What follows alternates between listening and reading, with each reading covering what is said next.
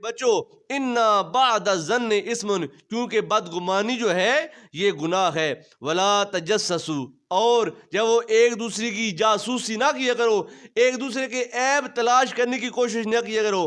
ولا یغتب بعضکم بعضا، اور تم ایک دوسرے کی غیبت نہ کیا کرو۔ ایحب احدکم ان یاکل لحم اخیہ میتا، کیا تم میں سے کوئی بندہ یہ بات پسند کرتا ہے کہ وہ اپنے مسلمان مردار بھائی کا گوشت کھائے؟ ایک بندہ فوت ہو جاتا ہے، ڈیڈ باڈی ہو جاتی ہے، تو کیا ہم میں سے کوئی ایسا انسان ہے جو یہ پسند کرے کہ اس کی ایک مر تو ویسے گیا ہے، اس کی ایک ٹانگ اتار لیتے ہیں رات کو پکائیں گے، اس کا ایک بازو اتار لیتے ہیں رات کو پکائیں گے؟ ہم میں سے کوئی یہ بات پسند نہیں کرتا۔ قرآن نے آگے خود بتایا فَقَرِئْتُمُوهُ، اس بات کو تو تم ناپسند کرتے ہو کہ تم اپنے مسلمان بھائی کے مردار بھائی کے گوشت کو کھاؤ، اس بات کو تم ناپسند کرتے ہو۔ اس کام سے بڑا گناہ یہ ہے کہ تم اپنے مسلمان بھائی کی غیبت کرو۔ اپنے مسلمان بھائی کے مردار بھائی کے گوشت کو کھانا یہ گناہ ہے۔ اس گناہ سے بڑا گناہ یہ ہے کہ تم اپنے مسلمان بھائی کی غیبت کرو۔ واتقوا اللہ، اے ایماندار لوگو اس معاملے میں اللہ تعالیٰ سے ڈرو، غیبت نہ کیا کرو اپنے مسلمان بھائی کی، یا وہ جاسوسی نہ کیا کرو اور اس اپنے مسلمان بھائی کے بارے میں بدگمان نہ ہوا کرو۔ ان اللہ تواب الرحیم، اور جو بندہ ان گناہوں میں مبتلا ہو جائے اس کو چاہیے کہ وہ توبہ کرے۔ پہلی آیت کے اختتام میں بھی یہی فرمایا کہ توبہ کرو، جب وہ توبہ کرو مسلمانوں کے مذاق اڑانے سے، توبہ کرو ان کو طعنہ دینے سے، اور توبہ کرو ان کے برے نام کے پکارنے سے۔ جو توبہ نہیں کرے گا اس کا شمار ظالموں میں سے ہوگا۔ اس آیت کے اختتام میں فرمایا کہ تم اپنے مسلمان بھائی کے بارے میں بدگمان نہ ہوا کرو، اس کے بارے میں تم جاسوسی نہ کیا کرو، اور اپنے مسلمان بھائی کی غیبت نہ کیا کرو۔ اور فرمایا کیا تم میں سے کوئی ایسا انسان ہے جو یہ بات پسند کرے کہ اپنے مسلمان بھائی کے فوت ہونے کے بعد اس کی گوشت کو کھائے؟ تم اس بات کو ناپسند کرتے ہو۔ فَقَرِئْتُمُوهُ، تم اس سے کراہت محسوس کرتے ہو، ناپسند کرتے ہو۔ لہٰذا اگر تم ان گناہوں میں مبتلا ہو گئے ہو، پھر پہلی فرصت میں اللہ کی بارگاہ میں لوٹو، توبہ کرو، استغفار کرو، اللہ سے معافی مانگو۔ اگر تم اللہ تعالیٰ کی بارگاہ میں آؤ گے تو کیا ہوگا؟ ان اللہ تواب الرحیم، بے شک اللہ تعالیٰ توبہ کو قبول کرنے والا ہے اور اللہ تعالیٰ رحم کرنے والا ہے۔ تو یہ جب وہ تین برائیاں پہلی آیت میں اور تین برائیاں دوسری آیت میں، سورہ الحجرات کی آیت نمبر 11 اور 12 میں اللہ تعالیٰ نے ان 6 برائیوں کا تذکرہ فرمایا اور اہل ایمان کو ان 6 چیزوں سے بچنے کی تلقین کی ہے۔ اور یہ وہ 6 وائرس ہیں، یہ وہ 6 گناہ ہیں، یہ وہ 6 چیزیں ایسی ہیں جو انسان کے ایمان کو کمزور کر دیتی ہیں۔ یہ وہ 6 چیزیں ایسی ہیں جو انسان کی دنیا کو بھی اور انسان کی آخرت کو بھی تباہ و برباد کر دیتی ہیں، اللہ تعالیٰ کی رحمت سے انسان کو دور کر دیتی ہیں۔ تو ایک دو احادیث مبارکہ میں غیبت کے بارے میں، کیونکہ سب سے زیادہ جو چیز ہمارے اندر پائی جاتی ہے وہ غیبت ہے۔ غیبت کسے کہتے ہیں؟ غیبت یہ ہے کہ ایک کمزوری یا عیب آپ کے مسلمان بھائی کے اندر پائی جاتی ہے، لیکن وہ بندہ پسند نہیں کرتا ہے کہ تم اس کی اس عیب یا کمزوری کا تذکرہ کرو۔ اگر تم جب وہ اس کی غیر موجودگی میں اس چیز کا ذکر کرتے ہو تو پھر یہ تم اس کے یعنی غیبت کر رہے ہو۔ اور اگر وہ عیب یا کمزوری اس میں نہیں پائی جاتی جس کا تم تذکرہ کر رہے ہو تو پھر تم اس کی غیبت نہیں کر رہے بلکہ تم اس پر بہتان لگا رہے ہو۔ آقا کریم صلی اللہ علیہ وسلم آپ نے جب وہ اپنے ماننے والوں کو، اپنے غلاموں کو اس بات سے سختی سے منع فرمایا کہ غیبت نہ کیا کرو، اور غیبت ہمارے اندر اس قدر سرایت کر گئی ہے ہم کو یہ بھی نہیں معلوم ہوتا کہ جو بات میری زبان سے نکل رہی ہے کیا یہ غیبت ہے یا یہ بہتان ہے یا اس کا حقیقت سے کوئی تعلق ہے۔ سرکار دو عالم صلی اللہ علیہ وسلم آپ نے فرمایا قالا الغیبت اشد من الزنا، زنا ہمارے معاشرے میں ایک ایسا لفظ ہے کہ جس کو کوئی بھی سلیم و طبع انسان پسند نہیں کرتا۔ جب لفظ زنا زبان پر آتا ہے تو انسان کی خود بخود طبیعت بگڑ جاتی ہے۔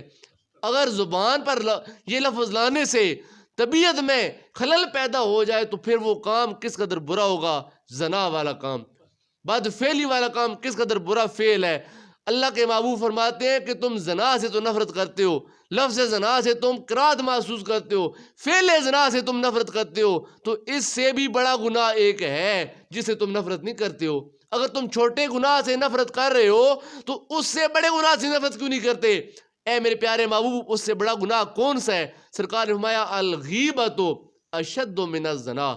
جو غیبت ہے نا، اپنے مسلمان بھائی کے بارے میں بد کلامی کرنا، بد خوئی کرنا، اپنے مسلمان بھائی کے دل کو دکھانا اور ایسی بات کا ذکر کرنا جس بات کو وہ ناپسند کرتا ہے، وہ بات اگر تم لوگوں کے سامنے کرتے ہو اور اس کو پتہ چلتی ہے کہ فلاں بندے نے فلاں بندے کے سامنے میرے بارے میں یہ کلام کیا تو اس کا دل دکھے گا. تو فرمایا یہ کام کرنا اللہ تعالیٰ کو سخت ناپسند ہے. جیسے سرکار نے فرمایا نا کہ ایمان کے بعد اللہ کو پسند جو چیز ہے وہ یہ ہے کہ تم اپنے مسلمان بھائی کے دل کو خوش کرو.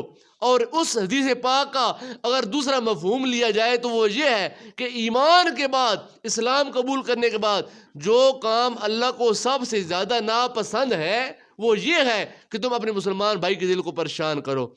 تو آپ خود جب وہ سیانے ہیں، عقل مند لوگ ہیں، آپ خود اس بات کو سوچیں کہ آپ کا تذکرہ، آپ کا کوئی دوست، آپ کا کوئی بھائی برے لفظوں میں کرے تو کیا آپ کا دل خوش ہوگا یا پریشان ہوگا؟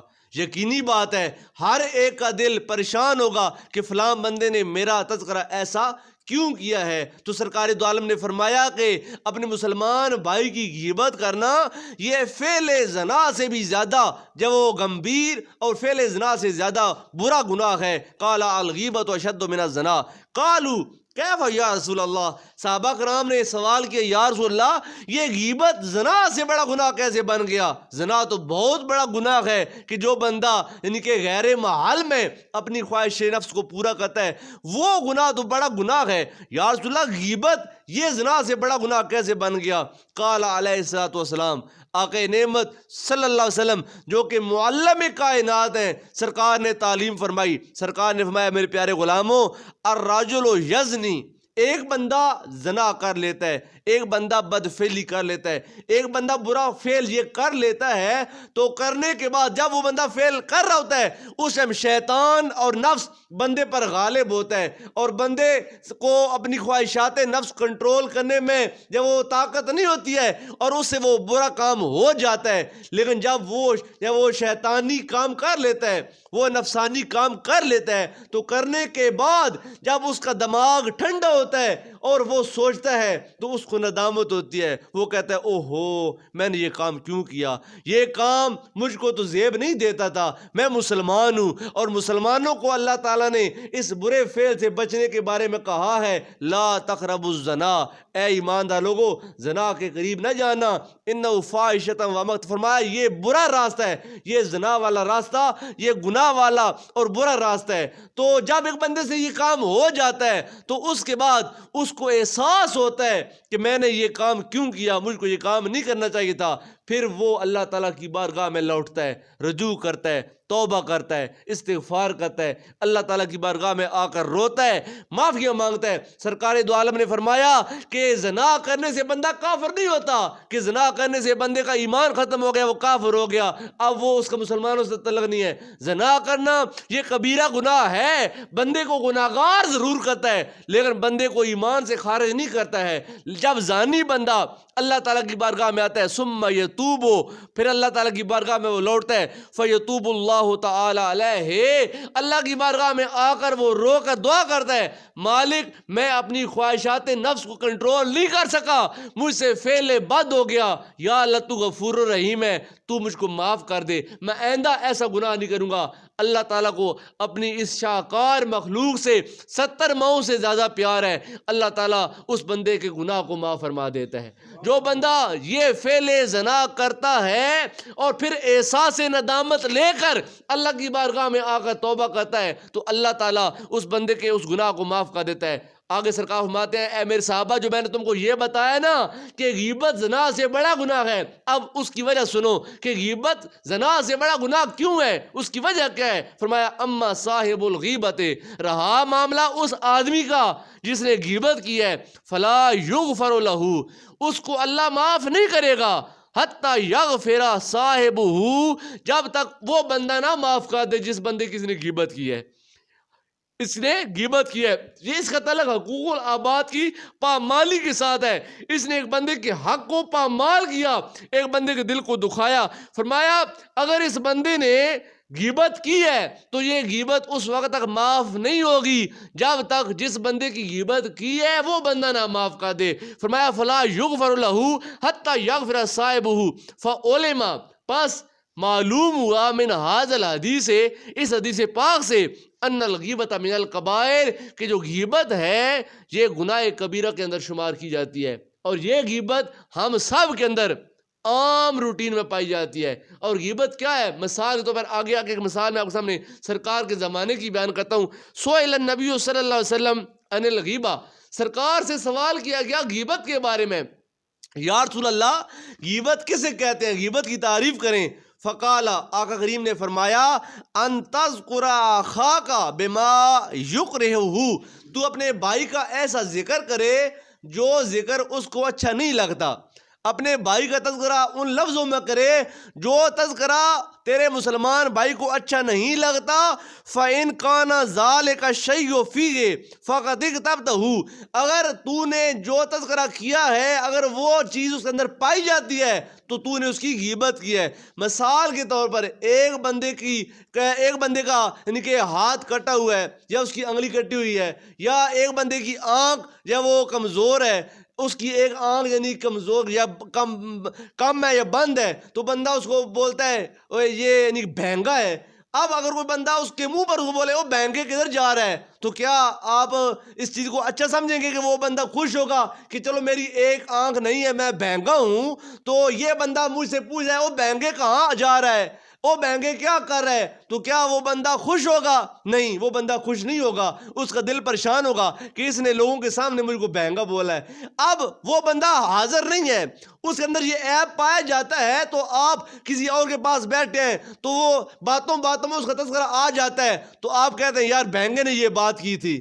اب جب آپ نے یہ کہا نا بہنگے نے یہ بات کی تھی, تو آپ نے اس عیب کا تذکرہ کیا جو عیب اس کے اندر پایا جاتا ہے. لیکن وہ بندہ اس بات کو پسند نہیں کرتا کہ کوئی بندہ میرے اس عیب کا تذکرہ کرے. وہ لنگڑے نے ایسے بات کی ہے, لولے نے ایسے بات کی ہے, وہ اندھا ایسا ہے. جب آپ ان لفظوں کے ساتھ اپنے مسلمان بھائیوں کے تذکرے کرتے ہیں جن کے ساتھ اس کو تکلیف ہوتی ہے, تو سرکار نے فرمایا کہ تو نے یہ بات کر کے اس اپنے مسلمان بھائی کی غیبت کی ہے. وَإِن لَمْ يَكُنْ شَيْءٌ فِيهِ, لیکن اگر آپ اس بندے کے بارے میں بات کرتے ہیں جو عیب اس کے اندر نہیں پایا جاتا, ایک بندے نے چوری نہیں کی ہے تو آپ خواہ مخواہ کہتے ہیں یارا فلانا بندہ بڑا چور ہے. ایک بندے نے زناکاری نہیں کیا ہے تو آپ کہتے ہیں یارا چھوڑا وہ بندہ وہ بڑا زانی ہے. اس نے زنا کیا نہیں ہے, اس نے چوری کی نہیں ہے, اس نے کوئی برا کام نہیں کیا, اور آپ نے اس کام کو اس کی ذات کے ساتھ ملا دیا. سرکار نے فرمایا اگر وہ چیز اس کے اندر نہیں پائی جاتی فقط بہتہ, تو نے اس پر بہتان لگایا ہے. پہلی چیز یہ ہے کہ اگر وہ چیز پائی جاتی ہے تو آپ اس کا تذکرہ کرتے ہیں اور وہ چیز وہ بندہ پسند نہیں کرتا کہ میرا تذکرہ ان لفظوں کے ساتھ کیا جائے, تو وہ بہتان نہیں, وہ غیبت ہے. لیکن اگر وہ چیز پائی نہیں جاتی اور آپ اس جب گناہ کو, اس برائی کو, اس کمزوری کو اس بندے کے ساتھ ملا کر بیان کر دیتے ہیں, تو سرکار نے فرمایا تم اس پر بہتان لگا رہے ہو. کما رویہ ان اکرمۃ رضی اللہ تعالی عنہ ان امرأۃ طویلتاً داخلت علی النبی صلی اللہ علیہ وسلم. حضرت اکرمہ رضی اللہ تعالیٰ عنہ فرماتے ہیں کہ ایک دن ایک خاتون جس کا قد ذرا لمبا تھا, لمبے قد والی خاتون, وہ سرکار دو عالم صلی اللہ علیہ وسلم آپ کے پاس آئی. جب فلما خرجت, جب وہ سرکار کی بارگاہ سے اٹھی باہر نکلی, جب وہ باہر جا رہی تھی نا, قالت عائشہ تو ہذہ طویل القامہ, تو اما عائشہ صدیقہ رضی اللہ تعالیٰ عنہ آپ بھی بیٹھی تھی پاس سرکار کی بارگاہ میں. جب وہ لمبے قد والی خاتون باہر نکلنے لگی نا, تو اما عائشہ صدیقہ فرماتی ہیں یہ لمبے قد والی ہے, لمبی ہے. جہاں یعنی کہ ہم اگر اپنے عرفی لہجے میں بولیں ہم کہتے ہیں او لمبو کہاں جا رہا ہے, لمبو کہاں آ رہا ہے, تو ایسے الفاظ ملے. اما عائشہ صدیقہ فرماتی ہیں ہذہ طویلۃ القامہ, یہ لمبے قد والی ہے. جب اما عائشہ صدیقہ رضی اللہ تعالیٰ عنہ کی زبان سے یہ کلمات نکلے, فقال علیہ الصلوۃ والسلام, الفزی الفزی، جب الفاظ نکلتے گئے تو فرمایا اے عائشہ تھوک دے تھوک دے. جب اما عائشہ صدیقہ رضی اللہ تعالیٰ عنہ کو سرکار نے یہ فرمایا تھوک دے. اچھا تو اما عائشہ صدیقہ رضی اللہ تعالیٰ عنہ نے جب یہ کہا نا کہ یہ لمبے قد والی ہے تو سرکار نے فرمایا فقالا الفزی الفزی، فرمایا عائشہ تھوک دے تھوک دے.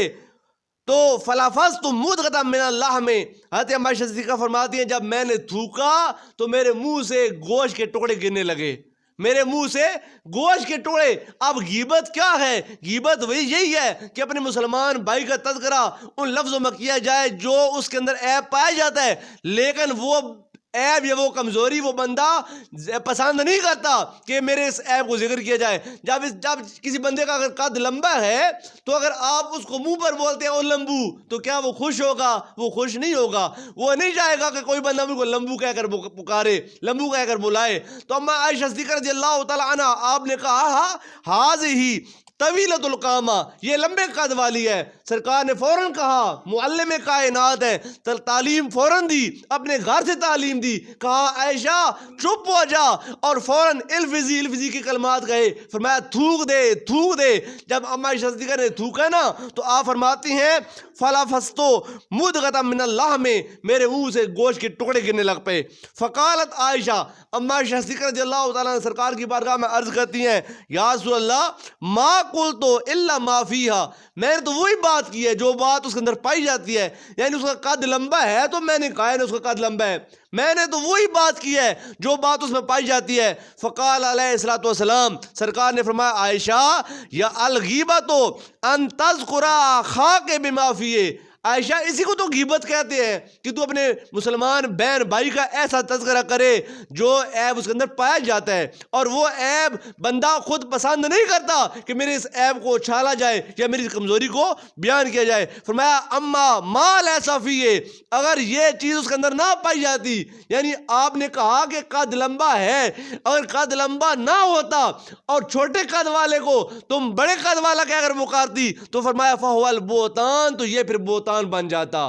اگر اس کے اندر وہ چیز پائی جاتی ہے تو اس کو تم بیان نہ کرو، لوگوں کے سامنے اس کا تذکرہ مت کرو، کیونکہ اگر تم کرو گے تو اس سے اس کا دل پریشان ہوگا، اور یہ دل کا پریشان ہونا بندے مومن کا اللہ تعالیٰ کو پسند نہیں ہے. تو سرکار نے فرمایا وَهُوَ أَشَدُّ مِنَ الْغِیبَةِ، جو بہتان ہوتا ہے یہ غیبت سے بڑا گناہ ہے.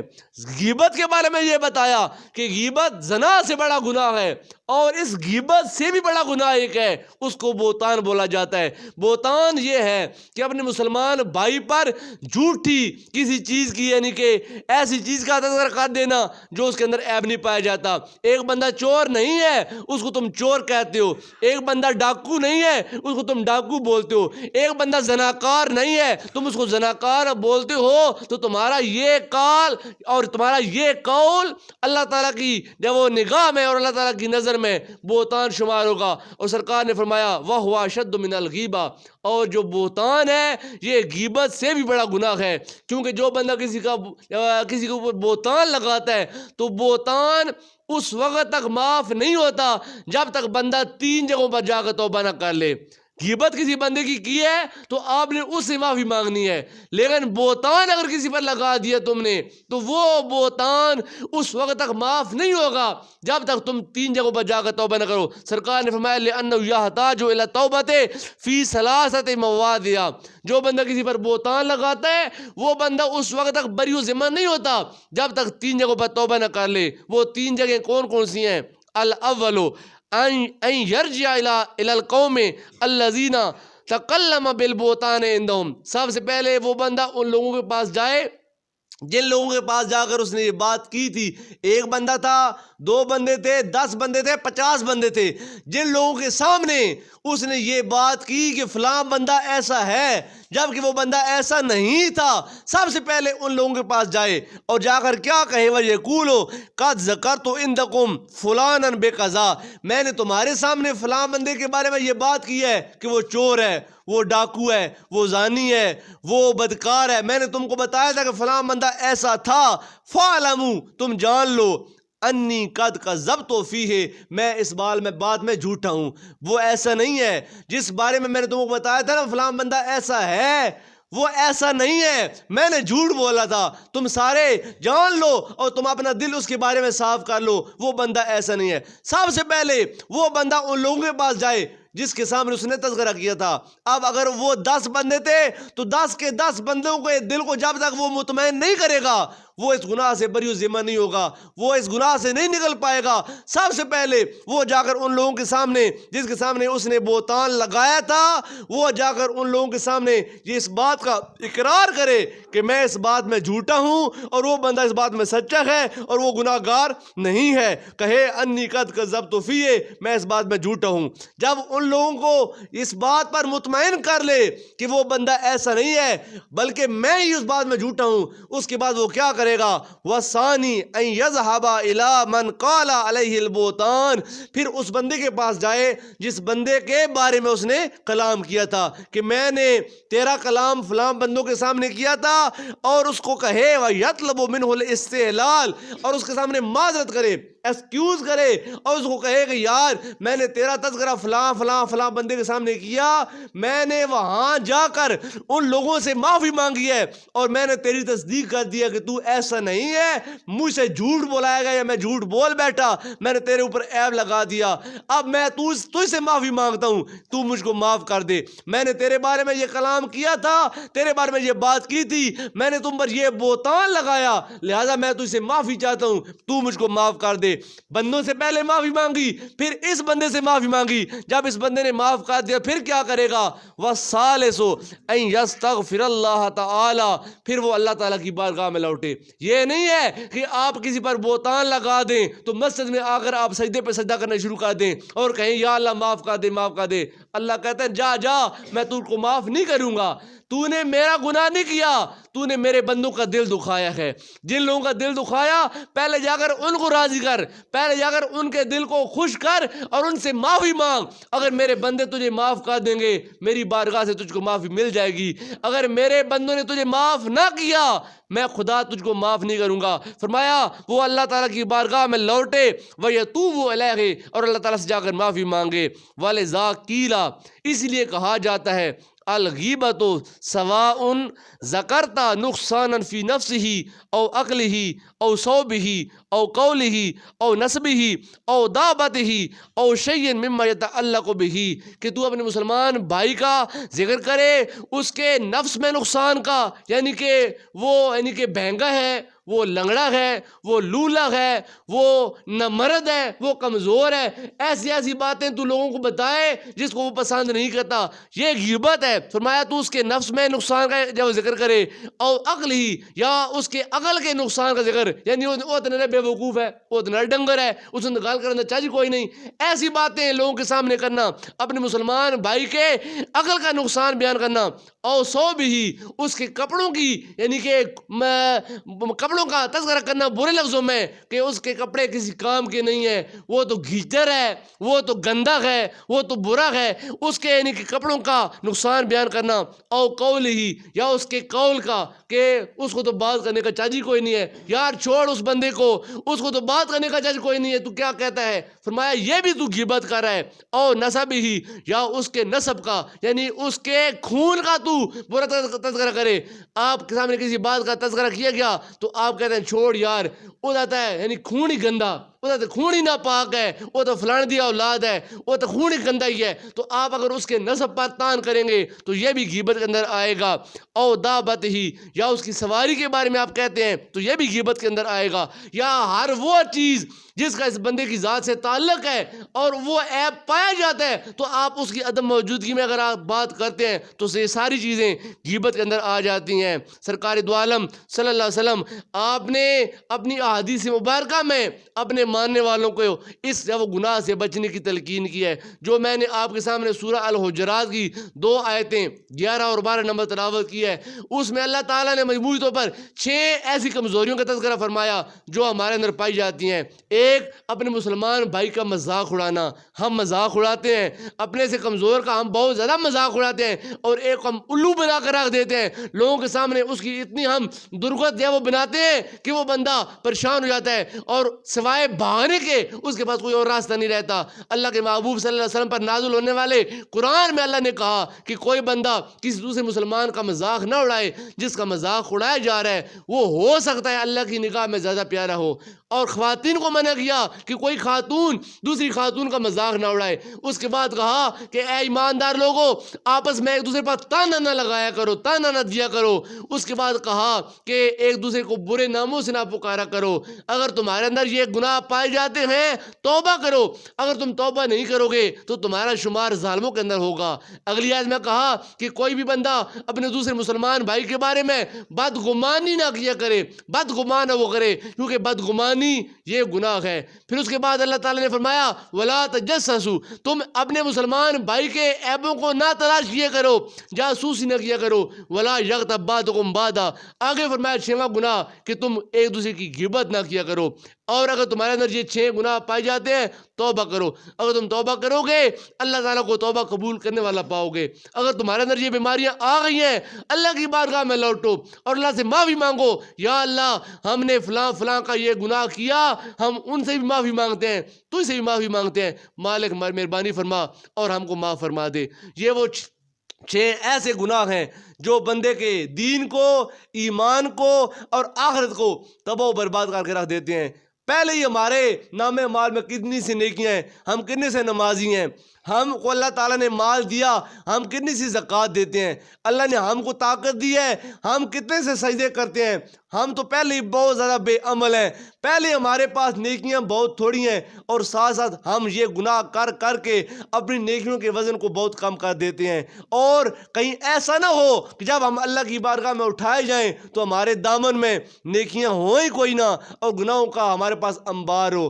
حالانکہ ہم ایماندار ہیں، حالانکہ ہم مسلمان ہیں، حالانکہ ہم اللہ کے محبوب کے غلام ہیں۔ اگر یہ سارے گناہ لے کر ہم اللہ کے محبوب کی بارگاہ میں جائیں گے تو بتائیں سرکار دو عالم کا دل کتنا دکھے گا، کتنا پریشان ہوگا۔ لیکن اگر ہمارے نام اعمال میں نیکیاں زیادہ ہوں، گناہ تھوڑے ہوں، تو وہ تھوڑے گناہ اللہ کے محبوب کی سفارش سے اور شفاعت سے اللہ تعالیٰ معاف فرما دے گا۔ اللہ تعالیٰ کی بارگاہ میں دعائے اللہ تعالیٰ ہم سب کو عمل کی توفیق عطا فرمائے۔ آمین۔ وآخر دعوانا ان الحمد للہ رب العالمین۔